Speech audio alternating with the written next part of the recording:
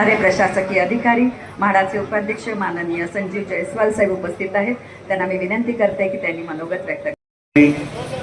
तसेच राज्याच्या माननीय परिवहन मंत्री श्री प्रताप सरनाईकजी, माननीय व्यासपीठ, माझ्या सोबत आलेला या जिल्ह्याच्या माननीय जिल्हाधिकारी, सर्व मान्यवर आणि विशेष करून ज्यांनी हे कार्यक्रम पूर्ण आयोजित केला ते मोहनजी आणि त्यांच्या मिसेस जे सरपंच आहेत आणि एवढं मोठ्या प्रमाणात मध्ये इथे हजर असलेले सर्व नागरिक। सर्वप्रथम मी या ग्रामस्थ, या गावाच्या सरपंच आणि सर्व पदाधिकारीच्या मनापासून आभार व्यक्त करतो आहे की आम्हाला तुमच्या गावामध्ये हे मोठ्या प्रमाणाच्या लागवड करण्यासाठी आम्हाला आपण संधी दिलेला आहे। आणि मी आजच्या या कार्यक्रमाच्या निमित्ताने एवढंच बोलेल की हे फक्त आपण झाड लावण्यापुरतं थांबत नाही आहे, पण इथून ह्याच्या संगोपन करणे, याच्या जतन करणे हे पण माड्याची जबाबदारी राहतील। आणि त्यासाठी मी जिल्हाधिकारीचा विशेष आभार व्यक्त करतो आहे की त्यांनी 3 दिवसांमध्ये आम्हाला ही जागा उपलब्ध करून दिला कीर्ती आणि तसेच मोजमाप करून हे दिलेलं आहे।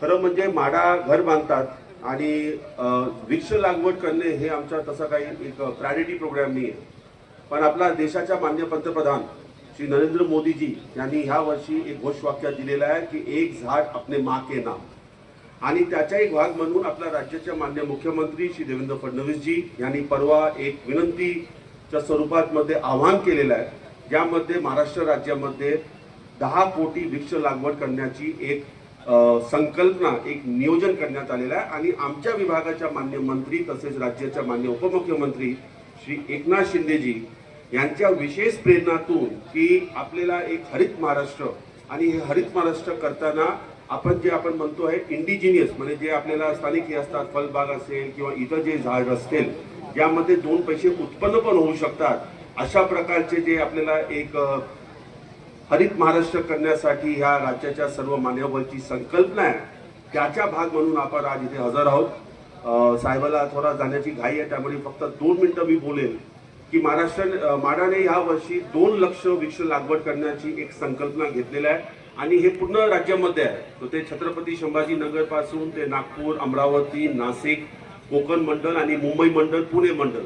कालच आम्ही सोलापूरमध्ये जे रेनगर गाव आहे, जे देशातील सर्वात मोठं पंतप्रधान आवास योजनाच्या आपण राबवतो आहे, ज्याच्या पहिल्या टप्प्याच्या 15,000 घराची लोकार्पण माननीय पंतप्रधान श्री नरेंद्र मोदीजी आणि त्यावेळीच्या तत्कालीन मुख्यमंत्री माननीय श्री एकनाथ शिंदेजी आणि त्यावेळीच्या तत्कालीन उपमुख्यमंत्री देवेंद्र फडणवीसजीच्या उपस्थितीमध्ये झाला होता।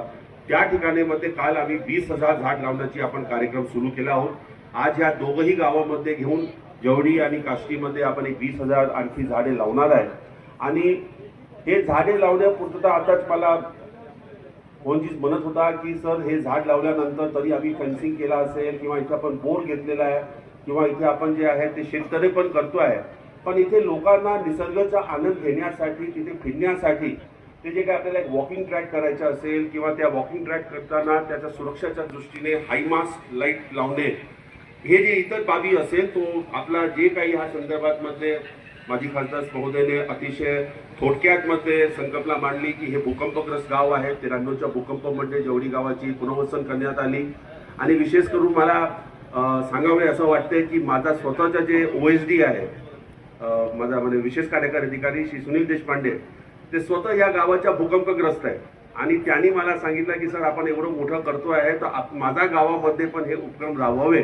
तर त्याबद्दल मी सुनीलने मला हे गावाच्या ओळख करून दिला आणि जसा गायकवाडजीने सांगितलेलं आहे की सर आपल्याला जे आणखी इथे लागत असेल, आपण आता ह्या गावामध्ये आलेलो आहोत, माननीय पालकमंत्री आहेत, परिवहन मंत्री आहेत, राज्याचे मोठे नेते आहेत, पण सर्वात महत्त्वाचा म्हणजे माझा अतिशय जवळचा मित्र आहे। त्यामुळे मी त्यांच्या वतीने सांगतो आहे की या गावाला, या परिसरामध्ये जे आपण झाड लावलेलं आहे त्या ठिकाणी आपल्याला आणखी काही पण सोयी सुविधाची गरज असेल, डे केअर सेंटर असो, लाईट असो, ई लायब्ररी असो, अंगणवाडी असो, कम्युनिटी हॉल असो, हे सर्व आम्ही माडातर्फे द्यायला तयार आहे। आणि जसं आपण सूचना करणार सरपंच महोदय, तसं मिस्टर सरपंच महोदय, बरोबर ना, तो मिस्टर सरपंच महोदय आणि बाकी जे सूचना करणार ते आम्ही करेल। एकदा पुनः आपण सर्व इथे आला आणि या मोठं एक पर्यावरणाच्या दृष्टीने एक महत्त्वाच्या कार्यक्रमामध्ये आपला सहभाग आम्हाला भेटला, त्याबद्दल माढातर्फे VP म्हणून आणि राज्य शासनातर्फे मी सर्वचा आभार करतो आहे. जय हिंद, जय महाराष्ट्र.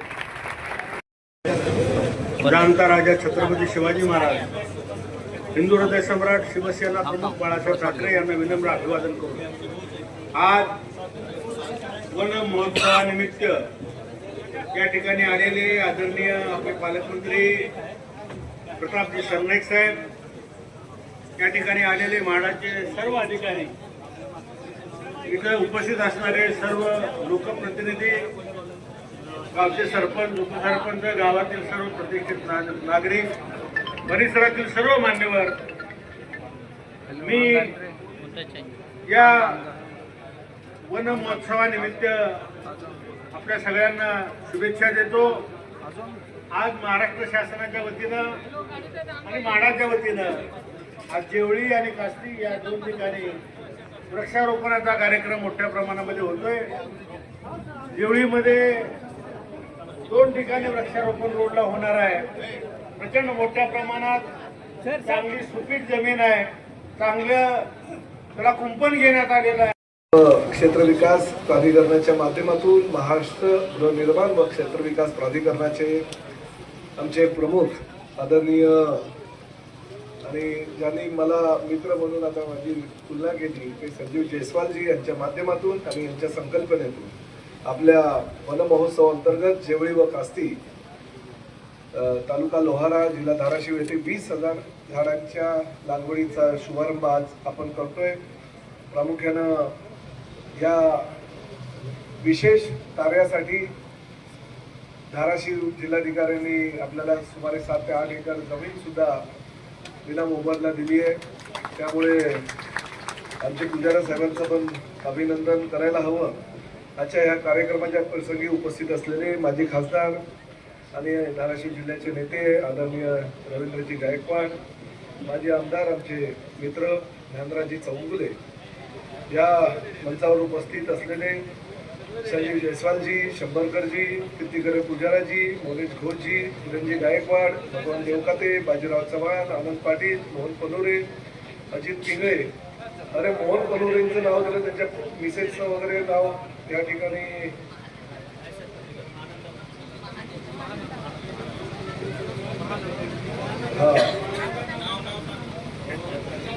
श्रीमती महानंदा मोहन पनोरे. सर्वप्रथम सरपंच म्हणून त्यांचं आभार आणि अभिनंदन व्यक्त करायला पाहिजे, कारण त्यांनी या कार्यक्रमाला विशेष सहकार्य केलं. त्याबद्दल त्यांचंही आपल्या गावकऱ्या ग्रामस्थांच्या वतीनं आणि पालकमंत्री म्हणून मी मनापासून अभिनंदन करतो.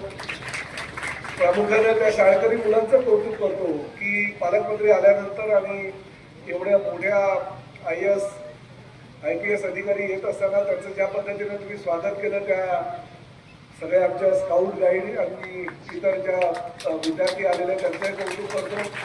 प्रामुख्याने आम्हाला मस्तपैकी छोट्या छोट्या आमच्या बाहुल्या ज्या मुली होत्या त्यांनी आम्हाला या ठिकाणी आल्यानंतर स्वागत केलं, आमचं ओवाळणी केली. त्या गोड मुलींचंही मी कौतुक करतो. त्यांना ज्या पद्धतीनं तयार केलं त्या शिक्षकांचंही कौतुक करतो, कारण शेवटी ही मुलं तयार होत असताना शिक्षकांचं मार्गदर्शन त्यांना लाभत असतं. मी खरोखर गायकवाड साहेबांनी जी भूमिका या ठिकाणी व्यक्त केली त्या भूमिकेशी सहमत आहे. कारण 1993 साली एका मोठ्या नैसर्गिक काम म्हणजे चक्रव्यूहातून बाहेर पडलेलं हे गाव आणि हे वसवलेलं गाव त्यानंतर, आणि आज या गावामध्ये अशा प्रकारचा वृक्षारोपणाचा कार्यक्रम होतोय. आणि ह्या वृक्षारोपणाच्या कार्यक्रमाच्या माध्यमातून काही मागणी केलेली आहे. ती मागणी काही अवास्तव नाही आहे, कारण जर आता उद्यान त्या ठिकाणी वनराईच्या माध्यमातून निर्माण होत आहे तर त्या ठिकाणी चांगले सोलरचे लाईट असणं गरजेचं आहे. त्या ठिकाणी मुलांना जे आता या ठिकाणी शाळकरी विद्यार्थी आहेत त्यांना खेळण्यासाठी चांगले साहित्य असणं गरजेचं आहे. पाण्याची व्यवस्था केलेली आहे. बोरवेलला अतिशय चांगलं पाणी मिळालं म्हणून आम्हाला सरपंच मॅडमनी सांगितलेलं आहे. त्यामुळे बोरवेलची व्यवस्था झालेली आहे. अजूनही काही बोरवेलची गरज असेल तर तीही करण्यात येईल. आणि ह्यासाठी जे जे काही साहित्य लागेल त्यांच्या संजीव जयस्वालनी द्यायची तयारी केलेली आहे. म्हणजे किती दिलदार माणूस आहे बघा. आता तुम्हाला ह्या माणसाचं वैशिष्ट्य सांगतो. पूर्ण भाषण मराठीत केलं गेलंय. हे आहे मूळ कलकत्त्याचे आणि कलकत्त्यावरनं येऊन एक IAS अधिकारी महाराष्ट्राला एवढं आत्मसात करतो. मराठी भाषेबद्दल एवढी कौतुक आहे, म्हणजे तुम्ही कदाचित आपलं जेव्हा राज्यगीत चालू होतं तेव्हा राज्यगीत ते त्या ठिकाणी वादक आणि गायक बोलत असताना स्वतः सुद्धा मंचावर बोलत होते. हे आपल्या दृष्टीने महत्वाची गोष्ट आहे. आमचे कीर्तिकिरण पुजारा पण आणि घोष सुद्धा आता तुम्ही त्यांना सांगितलं की याच्या पुढे माझ्याबरोबर हिंदीत बोलायचं नाही. भले मुंबईला ठीक आहे, मराठी हिंदी काय वाद व्हायचं ते होऊ द्या, परंतु आपल्या IAS अधिकाऱ्यांनी जर महाराष्ट्र कॅडर घेतलं असेल तर आपल्याबरोबर मराठीतच बोलायला पाहिजे आणि त्यामुळे आपला फायदा नाही त्यांचा फायदा होणार.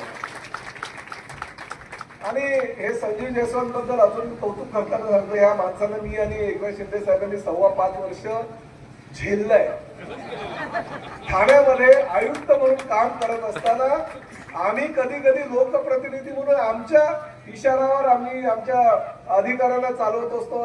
ही व्यक्ती अशी आहे की आम्हाला त्यांच्या इशारावर चालवतो. नाही साहेब हे करणार, साहेब हे करायला पाहिजे, हे जर केलं तर तिथल्या लोकांचं भलं होईल. इकडे गार्डनच केलं पाहिजे, इकडे पार्किंग प्लाझाच केली पाहिजे, इकडे शाळाच बनवली पाहिजे. इथल्या विद्यार्थ्यांचा ज्वलंत प्रश्न आहे, आपण इकडे शाळाच बांधू. ठीक आहे, विरोधकांना विरोधात करू द्या, पण आपण शाळा बांधू. साहेब इकडे स्मशानभूमी व्हायला पाहिजे, हे रस्ते सुंदर आणि स्वच्छ व्हायला पाहिजे. एखादा कमिशनर तुम्ही ऐकलंय का 3 वर्षाच्या जास्त वेळ कधी कुठे राहिलाय का? 5.25 वर्ष आम्ही यांना त्या ठिकाणी ठेवलं आणि 5.25 वर्षानंतर सुद्धा हेच पाहिजे म्हणून लोकांची मागणी होत होती. म्हणजे काम करणारा एखादा अधिकारी कसा असावा याचं ज्वलंत उदाहरण म्हणजे संजीव जयस्वाल. आणि बघा धाराशिवचा यांचा काय संबंध आहे? मला तर असं वाटलं एखादा आमदार कमी होतोय की का आमचा, कारण होर्डिंग माझ्यापेक्षा जास्त यांचे लागले.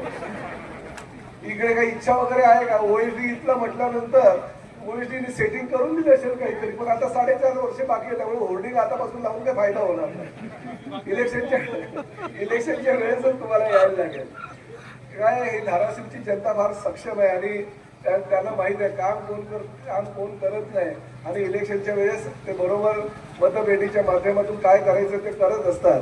आणि त्यामुळे अतिशय चांगलं काम करणारा एक अधिकारी कसा असतो याचं ज्वलंत उदाहरण मला असं वाटतं भविष्यामध्ये कीर्तिकिरण पुजारा आणि आपल्याला घोष जे आहेत आपले त्यांच्या माध्यमातून सुद्धा दिसेलच. कारण चांगली कामं करत असताना जेव्हा प्रताप सरनाईकने पालकमंत्री म्हणून या जिल्ह्याचा स्वीकार केला तेव्हा जिल्हाधिकारी वेगळे होते, परंतु लगेच महिनाभरामध्ये जेव्हा मला असं वाटलं कीर्तिकिरण पुजारा आल्या म्हटल्यानंतर त्यांना जिल्हा वगैरे समजायला वेळ लागेल, पण त्यांनी ताबडतोब महिना 15 दिवसामध्ये जिल्हा कसा आहे हे समजून घेतला. आणि जी विकासाची कामं आहे, जी शेतकऱ्यांची कामं आहे, जी कष्टकऱ्यांची कामं आहे, जी आबालवृद्धांची कामं आहे, जी आमच्या विद्यार्थ्यांची कामं आहेत, कशा प्रकारे करता येईल, कसा निधी कुठं आणता येईल आणि ह्या जिल्ह्याचा विकास करत असताना आपल्याला ह्या जिल्ह्याला हरित कसं करता येईल याचा सुद्धा ध्यान घेणारे जिल्हाधिकारी आपल्याला मिळाले. आपल्या दृष्टीने ही महत्वाची बाब आहे. मी अभिमानाने सांगतो की आदरणीय प्रधानमंत्री नरेंद्र मोदीजी यांनी संकल्पना केली की एक पेड माँ के नाम, आणि त्याची प्रचिती म्हणून कालच 15 लाख झाडं या धाराशिव जिल्ह्यामध्ये एका ठिकाणी म्हणजे 264 ग्रामपंचायतीमध्ये आम्ही ही वनराई फुलवतोय. आणि पुढल्या काही दिवसामध्ये अजून 25 लाख झाडं म्हणजे 40 लाख झाडं या धाराशिव जिल्ह्यामध्ये निश्चितपणे भविष्यामध्ये ही धाराशिव जिल्हा वनराईच्या स्वरूपामध्ये तुम्हाला दिसेल. अशा प्रकारचं काम आपलं सगळे अधिकारी त्यांच्या सोबत करतात. ही अभिमानास्पद बाब आहे. एशियन जो वर्ल्ड रेकॉर्डचा बुक हे असतो रेकॉर्ड असतो तो झालेला आहे. इंडियन वर्ल्ड रेकॉर्ड सुद्धा त्यांना मिळालेला आहे. आणि मी त्यांना सांगितलंय ही झाडं लावली आहेत, परंतु झाडं कशी लावल्यानंतर जगतात हे बघायला दर महिन्याला मी त्या ठिकाणी येणार आहे. झाडं लावणं काही मोठी गोष्ट नाही आहे. आज मी बघा आपले हजारो लोक या ठिकाणी चांगला मोठा आपण कार्यक्रम केला आणि त्या ठिकाणी सगळी झाडं लावण्याची व्यवस्था केली, वृक्षारोपणाचा कार्यक्रम केला, पण उद्यापासून ती झाडं जगतील का? ती झाडं मोठी होतील का? आज लावलेली झाडं जी 2 फुटाची 2.5 फुटाची ती 5 फुटापर्यंत कधी होईल याचा विचार करणारे लोक जेव्हा समाजामध्ये निर्माण होतील तेव्हा वनराई आपण 100% फुलवू शकू असं माझा स्वतःचा अनुभव आहे. आणि त्यामुळे या ठिकाणच्या सरपंचांनी सुद्धा काळजी घेणं गरजेचं आहे. आणि मी खरोखर या मनोरेताईंना सांगतो की आपण ज्या पद्धतीने या ठिकाणी आता महारान फुलवत आहे तशाच पद्धतीनं भविष्यामध्ये सुद्धा हा या गावाचा विकास या तालुक्याचा विकास कसा होईल असा याची जबाबदारी तुम्ही आम्ही लोकप्रतिनिधी म्हणून घ्यायची आहे. मला मध्ये एका गाडीमध्ये पत्रकारांनी विचारलं की आम्हाला असं वाटलं की प्रताप सरनाईक तर शहरी भागातले आमदार आहेत आणि तिथले मंत्री आहेत. आमच्या जिल्ह्याचा विकास करत असताना शेतकऱ्यांचे प्रश्न कसे कळतील, कष्टकऱ्यांचे, आमच्या महिलांचे किंवा आम्हाला लोकांचे प्रश्न कसे ते सॉल्व्ह करतील याचा प्रश्न आम्हाला पडला होता. पण साहेब, या 3-4 महिन्यातला तुमचा आलेख जर बघायला गेलं तर मला असं वाटतं की थोड्याफार प्रमाणात का होईना पण तुम्हाला आमचा जिल्हा समजलेला आणि त्या माध्यमातून तुम्ही काम करताय. मला अभिमान आहे की एका पत्रकारानं माझ्याबद्दल जर अशी भूमिका घेतली तर आज उलट माझी जबाबदारी वाढलेली. मला कोणी माझा उद्योजन केलेला मला आवडत नाही, परंतु माझ्या चुका जर लोकांनी काढल्या तर मी त्याचं कौतुक करतो की नाही, मी काय चांगलं करतोय हे जेव्हा लोक मला सांगतात त्यापेक्षा मी माझ्याकडनं काही चुका करत असतील तर लोकांनी मला सांगितले पाहिजे. म्हणजे त्या चुका दुरुस्त करून सर्वसामान्य जनतेला लाभ कसा त्या माध्यमातून देता येईल यासाठी प्रयत्न करणारा प्रताप सरनाईक आहे. राज्याचे लोकप्रिय मुख्यमंत्री आदरणीय देवेंद्रजी फडणवीस आणि उपमुख्यमंत्री आदरणीय आमच्या पक्षाचे प्रमुख एकनाथ शिंदे साहेबांचा या जिल्ह्यावर विशेष प्रेम आहे आणि महायुतीचे सरकारचे घटक म्हणून अजितदादा पवार यांच्या सगळ्यांच्या नेतृत्वाखालचं हे सरकार या धाराशिव जिल्ह्याचा भविष्यामध्ये असा विकास जास्तीत जास्त मोठ्या प्रमाणात करेल याची मला खात्री आहे. मी या ठिकाणी जास्त वेळ घेत नाही, परंतु संजीव जयस्वाल साहेब तुमचं आणि तुमच्या सगळ्या सहकार्याचं मी मनापासून अभिनंदन करतो, कौतुक करतो आणि पालकमंत्री या नात्याने आणि पक्षाचा ह्या जिल्ह्याचा प्रमुख या नात्याने पनोरे साहेबांना विनंती करतो की झाडं हवी तेवढी लावा, कमी लावली तरी झाडे पण ती झाडं जगली पाहिजे ह्याची दक्षता सुद्धा लोकप्रतिनिधी म्हणून आणि सर्वसामान्य नागरिक म्हणून आपली आहे आणि त्या माध्यमातून तुम्ही सगळ्यांनी प्रयत्न करा अशी विनंती करतो. तुम्हाला शुभेच्छा देतो. धन्यवाद. जय हिंद, जय महाराष्ट्र.